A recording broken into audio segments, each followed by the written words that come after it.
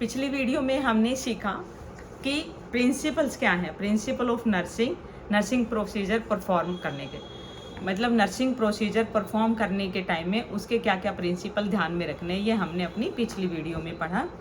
आज हम बात करेंगे important instruction for all procedure. जो भी नर्सिंग प्रोसीजर होते हैं उनके लिए क्या क्या इम्पोर्टेंट इंस्ट्रक्शन हैं। तो सबसे पहले है real love for attending and care for the sick and helpless. आपके मन में एक ट्रुथफुल लव होना चाहिए जिनकी आप केयर कर रहे हैं, जो नीडी हैं और जो हेल्पलेस हैं और जो बीमार हैं। ये है फर्स्ट इम्पोर्टेंस। सेकंड इम्पोर्टेंस है every nurse should have interest in her work. सभी नर्सिस को अपने काम में इंटरेस्ट लेना चाहिए, जो भी आप काम कर रहे हैं उसको इंटरेस्ट लेके करना है। Wash hand with soap and water before and after each procedure.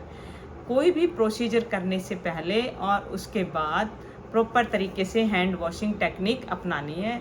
मैंने अपनी वीडियो अपलोड की हुई है मेरे यूट्यूब चैनल पर, six step of hand washing, तो आप उसको भी वॉच कर सकते हैं। लिंक मैं डिस्क्रिप्शन बॉक्स में लगा दिया है, आप देख लीजिएगा। Collect all article, check it in good working condition. जो भी आर्टिकल प्रोसीजर करने के लिए चाहिए वो सबसे पहले ट्रॉली पे लगाने हैं और उनको देख लेना है क्या वो सभी वर्किंग कंडीशन में हैं या नहीं है। During the procedure of doing the treatment observe the condition of the patient. कोई भी प्रोसीजर करने से पहले किसी भी ट्रीटमेंट के अंतर्गत सबसे पहले देखना है कि पेशेंट की कंडीशन कैसी है। Report any abnormal science. किसी भी एबनॉर्मल साइन को ऑब्जर्व करना है। सपोज आपको वूंड ड्रेसिंग करनी है और आपने ड्रेसिंग हटाया तो उसमें से ढेर सारे ऊजिंग ब्लड ऊज कर रहा है या पस ऊज कर रही है, तो उसके लिए आपको उसको ऑब्जर्व करना है। And symptoms and effect of the treatment. तो आपने पहले क्या ट्रीटमेंट दिया और उसका क्या इफेक्ट आ रहा है और पेशेंट को कैसे सिम्टम्स हो रहे हैं, ये उसको ऑब्जर्व करना है कोई भी प्रोसीजर करने से पहले। Record the procedure only after finishing the procedure and not before. जो procedure record and reports hospital का एक इम्पॉर्टेंट पार्ट है जो कि बहुत ज़रूरी है। तो रिपोर्टिंग प्रोसीजर के बाद की जाती है, ओनली आफ्टर द प्रोसीजर। आप प्रोसीजर करिए, फिर उसके बाद देखिए कि उसमें क्या क्या ऑब्जर्व किया गया है, फिर उसको रिपोर्टिंग करना है फाइल के ऊपर। Patients mental physical comfort is always to be comfort. ये हमने प्रिंसिपल में भी बात किया था इसका कि पेशेंट का कंफर्ट जोन पहले देखना है। पेशेंट फिजिकली और मेंटली उस प्रोसीजर को करवाने के लिए रेडी है या नहीं है।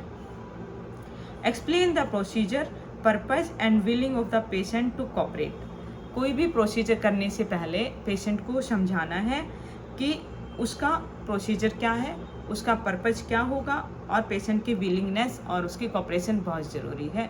सपोज आप आईवी लाइन ही लगाने जा रही हैं, तो आईवी लाइन लगाने से पहले पेशेंट को बताना है कि ये आईवी लाइन आपके लिए क्यों ज़रूरी है। आपके शरीर में पानी की कमी हो गई है या उसके थ्रू आपको इंजेक्शन देने हैं जिससे आपकी सेहत में सुधार होगा, तो आप हमारे साथ ये थोड़ा सा कोऑपरेट करें ट्रीटमेंट में। Patient should be in the comfortable position during and after the procedure. Procedure करने से पहले और प्रोसीजर करने के बाद पेशेंट को आरामदायक कंडीशन में छोड़ना है। Never expose patient more than the absolutely necessary. Never expose patient more than absolutely necessary. जितना ज़रूरत हो उतना ही उसके बॉडी पार्ट को एक्सपोज करना है, वहाँ से कपड़ा हटाना है। एंड नेसेसरी पूरी बॉडी से कपड़ा नहीं हटाना है। The room should be comfortable temperature. अगर सर्दी है तो आपका रूम टेम्परेचर मेंटेन होना चाहिए, बहुत ठंडा नहीं होना चाहिए। और अगर गर्मी है तो आपका एसी और फैन पेशेंट को कंफर्टेबल टेम्परेचर के साथ रूम में रखना है।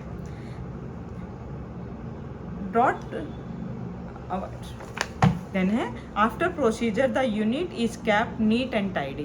प्रोसीजर करने के बाद आइसोलेशन रूम है या पेशेंट की बेड साइड पर नीट एंड क्लीन रखना है।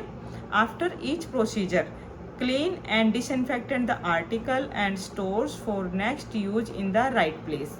प्रोसीजर करने के बाद सभी इंस्ट्रूमेंट को क्लीन करके अच्छे से और डिसइंफेक्टेंट करके और सभी आर्टिकल को स्टोर में या प्रोसीजर रूम में उसी जगह पर रख देना है ताकि दूसरे प्रोसीजर के लिए रेडी किया जा सके।